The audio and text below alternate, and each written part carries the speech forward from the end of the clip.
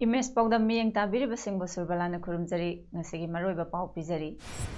Sinam kom sinam amadi sajiklok khunda paikhat liba water supply scheme sing Chief Minister N Biren ngasi yang sinkre. Technopol Forest Division Complex ngasi Forest Environment amasung Climate Change Minister Awangbo nimai sangakre. Loinana Union Health Minister Dr. Hasbardhan na vaccine portal for COVID-19 inaugurate tawkre. पामुचा खाइना Bijari Manipur सरकार की minor irrigation department के मखादा मणिपुर की तोंगान तोंगान बा लौफम सिंगदा इसिंग पीनबा पाइखलकलिबा तोंगान तोंगान बा थबक सिंगी मनुंग चन्ना Imphal east की सिनाम कोम सिनाम मदी सजिकलोक खुंदा हौजिक minor irrigation department ना पाइखललिबा ग्राउंड वाटर स्कीम सिंग नसी चीफ मिनिस्टर एन बिरेन ना हकदेनुना चतुना यंगसिनख्रे भारत सरकार की प्रधानमंत्री कृषि सिंचाई योजना हर खेत को पानी PMKSY HKKP हाइबा थौसल मखादा मणिपुर की मफम कयादा इथै लौखोंग फगनबा थबक पाइखटली लोइनना ग्राउंड वाटर पंप 450 फुटनबा अमदी चेक डाम 435 सागदौरी हाइबा थबकसिंग असि union ministry of Jan Shakti की सेंटंग मखादा पाइखटगदबनी हौजिक सिनाम कोमदा माइनर इरिगेशन ना पाइखटलिबा लौबुकदा इसिंग पीनबा थबकसिंग असि चीफ मिनिस्टर ना हकथेंगना यंगसिनबगा लोइनना महाकना फोंदोखिबदी इसिंग याउद्रबदी लौबा ngayopa amadi atai agriculture amadi horticulture gi thabak amata mapung fana paikhatpa ngamde maduna sarkar asina lobukta ising marang kaina phanghanaba thabak paikhatpani thabak ase mai pakna paikhatnabagi damakta committee mari manga semle committee asigi makhada minor irrigation na lainungdagi ising chingkhatnaba scheme gi makhada mafam 450 paikhatkani aduga turelda dam haibadi check dam 430 saduna ising phanghanaba hotnagani maduna lawmisingna manipur gi lawfam khudingda lawlokpa loiraga hangduna leiriba lawfam singda kobi alu hangam hawai mangal amadi ningtham mahai marong paksana थाबा यानबा इसिंग वातना फंगहनगनी थागदौरिबा मनामसिंग महै मरोंगसिंग असि organic की ओइबा Hershey's सन संजुंग अमदी फुमदीना चिंगबगी हार खक्तमक सिजिनगनी अदुगा पुथोकदबा पोथोकसिंग organic ओइबा पोथोकसिंग ओइगनी हाइकी इसिंगसि याउद्रदि अखोय लौ निंगसु यादे अलू थानिंगसु यादे any nga योनि anything यादे अदुना ख्वाइदगी मरोइना इसिंग लेहनबा हाइबसि मपुंग ओइ हाइदना हारगा सिगी स्कीम सी कोई भारत सरकार की प्राइम मिनिस्टर मोदी जी की मखादा ngangnarga लौबनी सुगुम्बा हुटकदौरी से मफम मणिपुर दा मफम 450 अदुगा चेक दुरियन की इसिंग सेलैसे मसिदा थिंगतकदबना 435 चेक दा मालेमदा कोविड-19 पेंडेमिक संदोरकलिबा सिगी मनुंग चन्ना मणिपुर दसु लाइना लाइचट असे संदोरकपगी चांग नोंमा नोंबगी हेंगलकपा लेप्ट्री हौखिबा पुंग 12 असिदा मणिपुर दा जनरल पॉपुलेशन दगी मियोय 158 central arm police force CAPF की पर्सनल 12 अपुनबा मियोय 139 नौना कोविड-19 पॉजिटिव ओइबा थेंगनरे मखोइसिंगदुदी रिम्सता निफु जेनिम्सता हुम्फुनिथोय स्विस हॉस्पिटल दा अमा जीवन हॉस्पिटल दा अनि कांगपुपी दा 3 थौबाल दा 15 चांदेल दा अनि होराइजन हॉस्पिटल दा अमा नोने दा 13 बविना डायग्नोस्टिक दा मंगा चोचामपुर दा 3 इम्फाल ईस्ट दा अनि बिष्णुपुर दा अनि जिरिबाम दा अमा तमेंगलोंग दा 38 राजमेडी सिटी दा अहुम अमदी चांदेल दा अनि पॉजिटिव ओइबा थेंगनखिबनी पॉजिटिव ओइरबा जनरल पॉपुलेशन के मियोय 153 की मनुंगदा मियोय अमदी मपानदगी चंगलखिबनी अतै 153 ना अककनबा ट्रैवल हिस्ट्री लेतबा लोकल ngaktani मकोय पुनमक लौखटलगा कोविड केयर फैसिलिटी सिंगदा थंबगा लोइनना मेडिकल प्रिकॉशनरी मेजर सिंग लौखैख्रे नसिगी ओइनदी कोविड-19 ना मरम ओइरगा मियोय अमत सिखिबगी पाव लेते स्टेट असिदा लाइना असिना सिहनखिबगी मसिंग 34 दा Larry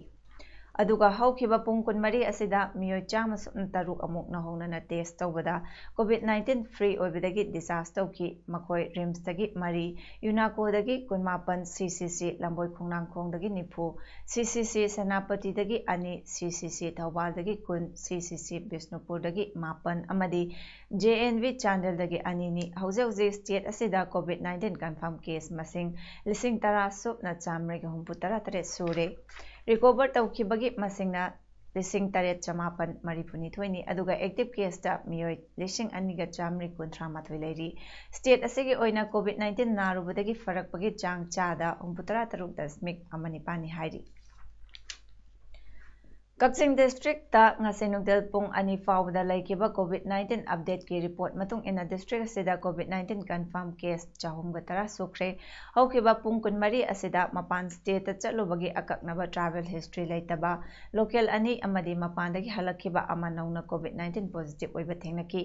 miyoi ani amana narambadagi faraktuna ngasi discharge tawkibadagi laina asidagi recover tawkibagi masing chaniga kunthra nipan yaure active case tana miyoi humputara nithoi leiri hairiba active case sing asigi manungda kunthra mapandi covid care center kakching da thamli ataina tongan ba ccc sing da thamduna treatment chathari district asida leiriba containment zone masing na tarukni ngasi nungthel fawbada kakching district ki apunba miyoi lising manga chani nifumapan gi sample loduna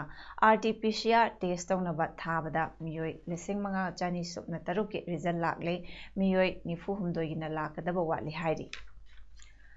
Manipur rural bank नोने branch मदी Manipur development financial investment नोने branch ता ngarang covid-19 confirm oiba miyoising yaurokpadagi none district ki dch warsang ias na mafam tarani thoi containment zone ni haina authokibaga loinana Longmai Bazar बोर्डना लोंगमाई बाजारदा lockdown चथखिबदगी लोंगमाई बाजार खुंताकलान सिक्रे डीसीना order थोख्रबा मतुंग कोविड-19 कंफर्म ओइरबसिंगना कांटेक्ट तौरंबसिंग थीबगी थबक अमदी कंटेनमेंट मेजरसिंग मरी लेनबा अथॉरिटीना लौखटली अदुगा तेंखोंगजांग हायर सेकेंडरी स्कूल नोनेदा हांगलिबा डिस्ट्रिक्ट स्क्रीनिंग सेंटर दा कांटेक्ट सिंग टेस्ट तौबगी थबक सु चथरी कंटेनमेंट मेजर अमदी प्रिकॉशनरी मेजर ओइना नोने प्राइमरी हेल्थ सेंटर की कॉम्प्लेक्स पुनमक सैनिटाइजेशन तौबगा लोइनना हॉस्पिटल असिदा इमरजेंसी सर्विस नतना नॉर्मल ओपीडी ना चिंगबा पुनमक असिदगी हौरगा नुमित मंगानी थिंजिले खोंथांग असि हॉस्पिटल असिदा पॉजिटिव केस ट्रीटमेंट तौबा लाकबदगी नि हाइरी ngasi workers union manipur WUM na covid-19 pandemic da frontline da sweeping ki thabak tawribi sinmi sweeper kumapan da bicycle amamam yenthokre masi WUM na workers welfare fund dagi sinmi singi damak no profit no loss basis da yenthokpani thoromadu da TH Hari Kumar Singha Director Mahut Government of Manipur Mr. Sim Semar Assistant Commissioner IMC amadi W Ananda Maite President WUM na President Member sing oina Daista Lengsin Biki Thoromasi pangthokpagi maru oiba wafam de frontline workers singi thabak essential oi thabak lepa yade public transport lairabasu baragi awaba mamal sing mayam singi mateng oina ba amadi thabak matam chana minimum expenditure da hingba mathau tarak pasisu amani maru oina frontline ki sin missing da lockdown manungda makhoi gi oiba financial package laitabana makhoi gi awabada union ama oina saruk yaba haibase yamna ma tangai fadaba amani haina lawjaraga scheme asi hawdokjabani scheme asina mai kai kaya dasu hakthengna natraga na koina na kanaba pigani haina WUM na lawi haiki Chama kunmari Surbala bahizam irabot ki mapok kumon thoromga mari lainana social worker youth club more Premnagar laikai na ngasi laikai adugi akoibagi mafam amadi Indo Myanmar friendship gate number 2 lambi singda social service ama pangthokre ngasi gi social service ase mitai council more amadi all community development organization more anina pangthokadoriba chama kunmari Surbala bahizam irabot ki mapok kumon thorom ki saru ama oina chathakibani hairi Technopal Forest Division Complex ngasi Forest Environment amasung Climate Change ki Minister Awangbo Niumaina haunabi matung ina sangakhre Forest Department Manipur ki Principal Chief Conservator of Forest amasung Head of Forestry Force HOFF na senduna pangthokiba thoramduda Technopal Assembly Constituency ki MLA D Korungthang Additional Chief Secretary Forest Environment and Climate Change MH Khan Principal Chief Conservator of Forest and HOFF Karel Hobi Angabi Additional Principal Chief Conservator of Forest Wildlife yauna atai makok thongba officer kaya su saruk yaki ngasigi thoram aduda Technopal Forest Division ki office complex ta u chara kaya thabaga loinana GFO Technopal Laisangthem Jesili na Technopal Forest Division ki activities amasung achievements singi matangda PowerPoint presentation piki thoram aduga mari lainana Minister Awangbo Niumai amadi MLA D Korungthangna wafam kaya phungdorakli Technopal Forest Division Complex Sangaba adugi mangoinana Minister Awangbo Niumaina Range Forest Officer Technopal Athopam Ranabirgi Lamjing Makhada Lamkang Khunouda Compensatory Afforestation Fund Management and Planning Authority Kampagi Makhada Paikhatleba Compensatory Afforestation su yengsinbaga loinana uchara tharamki Khangsim Village ta laiba Khoibu Bamboo Development Society ki Bamboo Processing Unit su Minister na yengsilamki Thasegi haukiba tang kuntaru ki nungthil pung mari makhairom tabada thokiba Technopal district ki manung chana laiba Aimol Khunjai amadi Aimol Chingnunghut khul anigi marakta thoknakiba khatna chainabagi thodok kamari lainana thodok aduda laikhidraba Aimol Chingnunghut ki pastor gi loinabina ngarang print amadi electronics media kharada phongdorakliba wafamsing adu yumpham yaudabani haina Aimol Khunjai Youth Club ki president S Alian Gir Aimona ngasi Pangmishinga unaba amada phongdorakli Pangmishinga unaba aduda mahakna makhata na phongdorakpada ngarang local TV channel singda pastor gi nupina phongdorakkiba wafam sing adu tasengna yaningde aranbo wahaini khul anigi kunja sing khut thoknabani Maduda Enesian IM kadar kanamata yaukiba laite miyoi amada atamnana maral pisinbani Enesian IM na hatbani hairabadi evidence proof puthokpiu local channel amadi mark tawraga tusanlaga laiba miyoi adu pastor ni haina oidaba photo hapsanba adu yaningde tusanba mi adudi nupini Sartu Tirsuchim wife of Sarto Kumar Aimol Chingnunghut ki khunjani pastor di green shirt ka black pen ga hapani pastor masamak makhuta chai paiduna mi phuba yawbani khana chainabagi thodok adu ahanbada nemtharurabani adubu laikhidraba pastor asina Chingnunghut ki ching mathakta bol sanaduna laiba angang khara puraktuna lakpadagi makhatana khana chainabagi thodok adu thokibani Nongmaisu Chingnunghut ki miyoisingna Khunjai gi chipta Nongmai atamnana kapani laibak fabadagi mamai mayada khetuna chatkibadagi thoyokpa asopan yawhodabani haigi Ngarang thodoktuda laikhidraba pastor gi nupi HL Ledia mahakna haijarakpa pumnamakse akoi khungi khunjai makna yaningde kaigino hairagadi mana haijarakpa khudingmakse aran bangaktani kaigino harde khun amaka khun ama khut sokna basidi ama natraga amadi loina sokani aduga natana mana attempt toropase khun asida NSCN IM kidot yawe mahakna hatpini hairabase akoi yaningde Handak nauna cabinet minister oina wasak laukiba minister Maribu Manipur Democratic Alliance ki convener oiriba M Tombina luchingduna minister sing asigi mayumayumda chatuna kudol pot pibaga loinana ekai khumnabu oikre loinana minister sing asina miyamgi interesta thabak tawrakani haibagi thajaba MDA na thamli haina phongdokre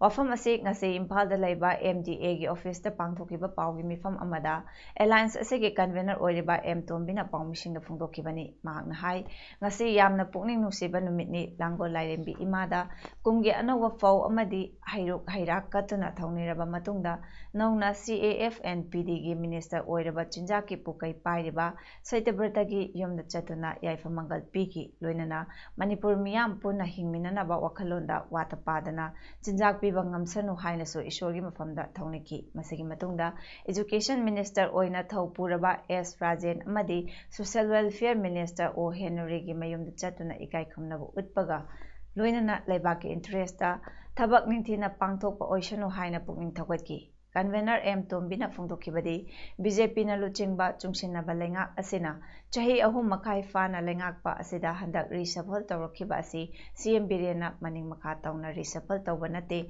Tenkang Kayarak Delhi the Chatuna, BJP ki National Leader Singa Unaraga Tanaraga, Center Ayaba Yaruga Tawani Hainasu M. Tombina Fungdoragli. Matam kuinadagi sizinaba ngamdana layraklaba Manipurgi puwari amadi senmitlonga sagonariba yailipoki ningel amadi chandrakhongda laiba thumkhong sing Humanism Foundation ge founder wahengbam Rokichan Singhana luchingduna aduga Central Agricultural University Iroi Sembagi scientist Thangzam Anand Singha Universal Friendship Organization UFO Central Committee ki General Secretary Dr. Muktamani Maitei amadi High Court of Manipur ki Senior Council Panel Member S. Bijanan Sarmasu yaukiba expert team amaga loinana thumkhong ani asibu Mahausagumna mathau tawhanaba loinana matamga chunaba mawongda puthokpa yanabagidama kupna yengsinki Kongsat adubu luchingkiba Humanism Foundation ge founder aduga Government of India ge National Youth Advisory Council ge members oiriba wahengbam Rokichan Singhana ningel amadi chandrakhongda lairiba mitei thumgi thumkhong singsida thokliba tumbi sing laboratory da clinical test tawbaga loinana scientific oiba mawongda maitei thum atuba matamda puthoknaba honaragani haina phungdorakli Ningel amadi chandrakhonggi mitei thumkhong singna hingduna lairambada nungaiba phongdokpaga loinana Central UFO gi General Secretary Dr. Muktamani Maitei nahai Ningel amasung chandrakhonggi thumkhong sing ase Manipurda lairiba yalhomi singna thumgi mipan tangdana laibada achauba thodang loramba mafam singni adubu Britishna Manipurda laklaga Liverpool dagi purakpa Liverpool Soul haina khangnaba thum pusilakpagi Manipurgi laijaramba Thumkhong ayamba mangkre haina phungdoki Hojik leiriba scientific world chawkhalaba matamsida akhoi makhal kya ge technology sizinaduna amasung akhangai kya na masida saruk yabiraga akhoi thumgi pothok asi amuna hingkathanba asi mathau tabraina khanjai loina na akhoi kaithienda matama dei maibel singna akhoi gi maitai thum maina thum mapa pa makhal ma phangami adubu hojikti hariba pothok singsi usilaktre aduga khara phangi basisu akhoi indigenous oidre mapandagi pusalakpa thumjina semtuoga sabani haibagi wari amasu adumaina tajai Hojik Assam da lairiba Manipuri singna Manipuri loan bo Assam government ki associate official language ohenbiu Manipuri loan na APS ina lauba exam da yauhenbiu amadi Assam sarkar gi 3 language formula bu yaningdaba phungdoktuna postcard campaign kana chathariba asida ngase ayo pung 13 rom taba matamdagi hauraduna nungtel pung 12 makai taba fawba kasa sesar gi DC office da Mamangda All Assam Manipuri Youth Association Amia Amadi Manipuri National Council MNC Anina Sinduna Manipuri Autonomous Council P Yaroi Haiduna Nahasing Amadi CSO Praja Kaya Yauna Akan Bakholau Kaya Lauduna Wakan Famkre Masegi Matangda Manipuri National Council Ge Central Committee Ge Member Oiriba Joy Kumana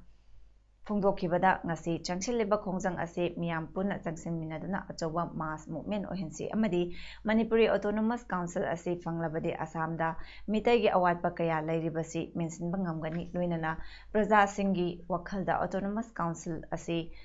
fangloidra haina chingnariba ase karigumba mipung khuding changsinminarabadi soidana maipakani haina su phungdoki ngasi su indigenous Manipuri people Haila Kandi Assam Sinduna Paringnai Chatharakliba Assam Sarkar gi 3 language formula bu yaningdaba phongdokduna postcard campaign gi saru ama oina jaribon gi manung chana leiba moklang amadi soramkhul khunjani da nipalup amadi nupilup anina punduna postcard campaign pangthokre campaign aduda laisram khogendrana mifamapu oiki konsam Rabindra Longjam Norendra Kaisam Ranjit Karam Jadumani Kayan Paibam Ranjana Dasta Pamki. Campaign Asiga Mari Lainana Konsam Rabindra Joykanta Manilan Longjam Norendra Laistram Ongbi Nandarani na Wanganki. Joint Coordination Committee on Wildlife and Biodiversity JCCWB Manipurna Kachin Koyada Matang Drive Chathaba September gi Kuntaret tagi haukre karigumba dog meat dog slaughter na any abuse thengnaba ꯇꯥꯔꯕꯗꯤ Prevention of Cruelty to Animals Act 1960 amadi Food Safety and Standard Regulation Act ing 2013 gi matung inna dogs cannot be slaughtered for food ki matung inna action laukhaitkani haina phongdorakli JCCWB gi co-convener Sapna Laisramna phongdokre drive ki hogdokpa numita ngarang Thobal district ki tongan ba hotel kharada dog meat thongba laire pau fangbadagi khudakda committee asege members sing changselubada hotel kayada thongba loiraba meat kaya thengnarakhi adubu COVID-19 gi laina laichat laibana warning oina khanghalamle makatana thong thaklamba amadi huibu tathi tawoina tawba thengnaragadi dandi pinanaba sem saduna lai miyamna mapuge asengma marup oiriba huibu luna tawbiu huidagi miyoibana tamjaningai kaya lai haina mahakna makhataki Joint Coordination Committee on Wildlife and Biodiversity na koi 27 September dagi koi hui da abuse toba then slaughter toba chimbu gi matang la koi drive cha thabu jare ngarang thoba gi mafum kaya da hotel la koi dog meat thengna jare kare guma makhata na dog meat yolamba then abuse toba chimbu thengna targadi koi committee sigi side ta chap chaba dandi pijagani Paliba government asina senja thumjada chauna chenariba ex principal Dr. A Surenjit Singhabu atopa college amada transfer tawraga makhal amadagi action laudaba haibase huranbu chapchana kankhatuna thambagi khudamni college asidagi mangkhiba chawraba senfam amabu college ki account da ngasi fawba deposit tawbasu laite hojik 6th semester gi loikhre adubu college ke practical tawdabagi fivamda laire 2nd and 4th semester ga satradagi karakba form fill up ki paisa thamlamdaba maramna semester gi exam tawdabagi fivamda laire paliba government asina scandal da chauna January bagi mathakta action laukhatpiraga college ki mangkhiba chawraba senfam sing ase recovery tawbinaba college asegi students union gi maikaidagi appeal tawraduna lambi thingduna khongjang changsinkhre Union Health Minister Dr. Harshvardhan vaccine portal for COVID-19 inaugurate tawkre India na laichat asigi mayokta laukhatleba thabak tharum khudingmaki I pau ngasi hangdokleba portal asina sandokani Health Minister na Indian Council of Medical Research ICMR na chahi chama sumna nipan surakpagi NIN history book amasu ngasi phongdoki real time data collection program mapping of nutrition and health status su Minister Bardhan na launch tawki What India Eats haiba report amasu mahakna phongdoki Ministry of Health and Family Welfare ICMR amasung All India Institute of Medical Sciences AIMS New Delhi na punduna National Clinical Registry for COVID-19 haudoki registry asige pandamdi clinical practice research formulating guidance and policy da yumfam oiraga khomjinba good quality real time clinical data sing collection tawbani Sushant Singh Rajput bu makhori metuna hatkibani amadi CBI na case asibu thijinbada delaying tawduna leiri haina laikhidraba actor adugi imung manuna phongdorakkiba wafamdu investigating agency asina yakhidre CBI na haikibada hauzik adugi matangda agency na thijili lepalaitri adubu warushin puraknabagi matam adudi oidri Sushant Singh Rajput ki family lawyer Vikas Singhana haikibada AIMS team da yauriba doctor amana photo sing adudagi Sushant makhori metuna hatpani amadi matomta sijaba nati haibasi chamada chama chumlabani haina lawyer mangonda haikiba wafam laikre adubu hairiba wafam adudi AIMS ki forensic team ki head oiriba Sudhir Gupta nadi yakide hairi mahakna haikibada findings adu CBI da pikiba laitri picture khara uraga maduna aroiba warep laukibasu yaroi